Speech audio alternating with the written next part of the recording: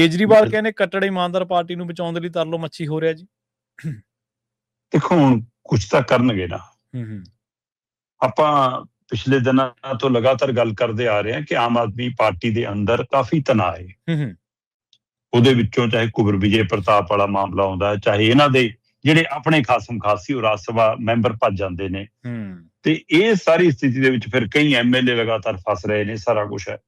ਜਿੱਦਾਂ ਹੀ ਉਹ ਲੀਡਰ ਗਏ ਰਾਜ ਸਭਾ ਮੈਂਬਰ, ਉਹ ਤੋਂ ਬਾਅਦ ਇਹਨਾਂ ਨੂੰ ਫਿਕਰ ਪਿਆ ਕਿ ਸਾਡੇ ਵਾਲੇ ਕਿਤੇ MLA ਨਾ ਹੁਣ ਕਿਸੇ ਪਾਸੇ ਨੂੰ ਤੁਰ ਪੈਣ। ਉਹਦੇ ਲਈ ਇਹਨਾਂ ਨੇ ਮੈਨੇਜਮੈਂਟ ਸ਼ੁਰੂ ਕੀਤਾ ਕਿ ਉਹਨਾਂ ਨੂੰ ਗੋਲ ਚੱਕਰ ਚੋਂ ਲੰਘਾ ਲਓ, ਰੱਸਾ ਕੱਸੀ ਕਰਾ ਲਓ, ਬਹੁਤ ਕੁਛ ਕਰਾਇਆ।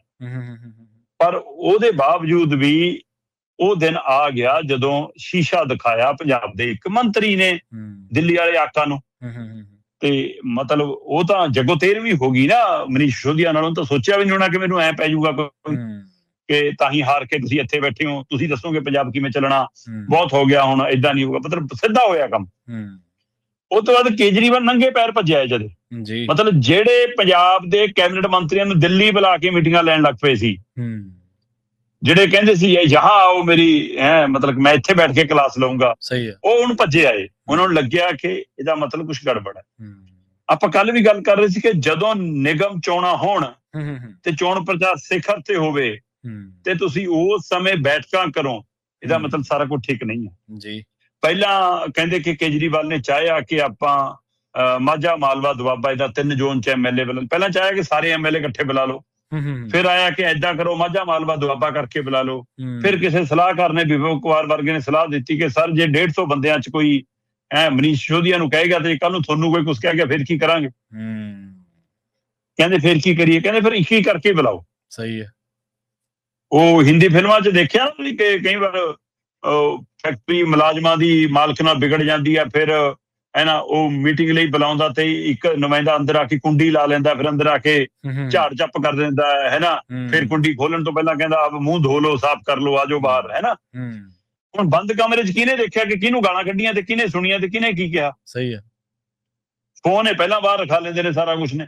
ਸੋ ਹੁਣ ਇਸ ਤਰੀਕੇ ਨਾਲ ਮੁਲਾਕਾਤਾਂ ਕੀਤੀਆਂ ਜਾ ਰਹੀਆਂ ਨੇ। ਇਹ ਚੈੱਕ ਕਰਨ ਦੀ ਕੋਸ਼ਿਸ਼ ਕੀਤੀ ਜਾ ਰਹੀ ਹੈ ਕਿ ਕਿਤੇ ਹੋਰ ਕੋਈ ਵੱਡੀ ਬਗਾਵਤ ਦੀ ਤਿਆਰੀ ਤਾਂ ਨਹੀਂ। ਕਿਉਂਕਿ ਜੇ ਭਗਵੰਤ ਮਾਨ ਇਹ ਕਹਿ ਰਹੇ ਨੇ ਕਿ ਵੀ ਟਿਕਟਾਂ ਦਿੱਲੀ ਤੋਂ ਨਹੀਂ, ਦਿੱਲੀ ਤੋਂ ਸ਼ਤਾਬਦੀ ਦੀਆਂ ਮਿਲਦੀਆਂ, ਪੰਜਾਬ ਤੋਂ ਮਿਲਣਗੀਆਂ MLA ਦੀਆਂ ਟਿਕਟਾਂ, ਤੇ ਜੇ ਗੁਰਮੀਤ ਖੁੱਡੀਆਂ ਇਹ ਕਹਿ ਰਹੇ ਨੇ ਕਿ ਐ ਨਹੀਂ ਚੱਲਣਾ, ਤੁਹਾਡੇ ਪਤਾ ਨਹੀਂ, ਸਾਨੂੰ ਪਤਾ ਸੀ ਕਿਵੇਂ ਅਸੀਂ ਵਿਚਰਦੇ ਹਾਂ ਲੋਕਾਂ ਚ, ਹੈ ਨਾ। ਇਹਦਾ ਮਤਲਬ ਕੀ ਇਹ ਵੱਡੀ ਬਗਾਵਤ ਦਾ ਸੰਕੇਤ ਹੈ।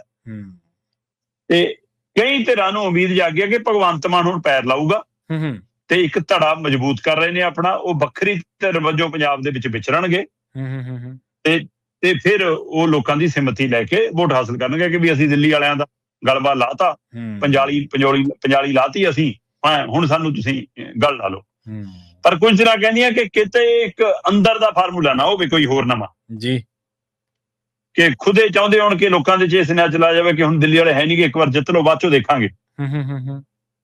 ਤੇ ਕੁਝ ਤਰ੍ਹਾਂ ਕਹਿੰਦੀਆਂ ਕਿ ਜੇ ਬੰਦਾ ਲੱਤ ਡਾਉਣ ਲੱਗਿਆ, ਪੈਰ ਲਾਉਣ ਲੱਗਿਆ, ਹੈ ਨਾ, ਦਮ ਦਿਖਾਉਣ ਲੱਗਿਆ, ਤਾਂ ਉਹਦੀਆਂ ਆਪਣੀਆਂ ਲੱਤਾਂ ਦਾ ਭਾਰ ਨਹੀਂ ਚੱਲਦੀਆਂ, ਕਿਤੇ ਅਮਿਤ ਸ਼ਾਹ ਦਾ ਆਸ਼ੀਰਵਾਦ ਤਾਂ ਨਹੀਂ ਮਿਲ ਗਿਆ ਜਿਹੜੀ ਨੇ। ਸੋ ਕਈ ਤਰ੍ਹਾਂ ਦੀ ਚਰਚਾ ਪੰਜਾਬ ਦੇ ਵਿੱਚ ਹੈ, ਪਰ ਕੇਜਰੀਵਾਲ ਦੀ ਇੱਕ ਤਰ੍ਹਾਂ ਨਾਲ ਇਹ ਆਖਰੀ ਕੋਸ਼ਿਸ਼ ਹੈ। ਕਿਉਂਕਿ ਆਪਾਂ ਕੱਲ ਵੀ ਗੱਲ ਕਰ ਰਹੇ ਸੀ ਕਿ ਜਦੋਂ ਸੰਜੇ ਸਿੰਘ ਤੇ ਦਰਗੇਸ਼ ਪਾਠਕ ਆਏ ਤੇ ਉਹਨਾਂ ਤੋਂ ਪੰਜਾਬ ਦੇ ਇਹਨਾਂ ਦੇ ਵਰਕਰਾਂ ਦਾ, ਲੀਡਰਾਂ ਦਾ ਮੋਹ ਭੰਗ ਹੋਇਆ ਤਾਂ ਉਹਨਾਂ ਨੇ ਰਾਘਵ ਚੱਡਾ ਤੋਰਤਾ। ਜਦੋਂ ਰਾਘਵ ਚੱਡੇ ਦੀ ਤੋਰਨ ਦੀ ਵਾਰੀ ਤਾਂ ਸੰਦੀਪ ਪਾਠਕ ਆ ਗਿਆ, ਤੇ ਜਦੋਂ ਸੰਦੀਪ ਪਾਠਕ ਤੋਰਿਆ ਗਿਆ ਤਾਂ ਫਿਰ ਵਿਵੇਕ ਕੁਮਾਰ, ਮਨੀਸ਼ ਸਿਸੋਦੀਆ, ਸਤਿੰਦਰ ਜੈਨ ਆ ਗਏ।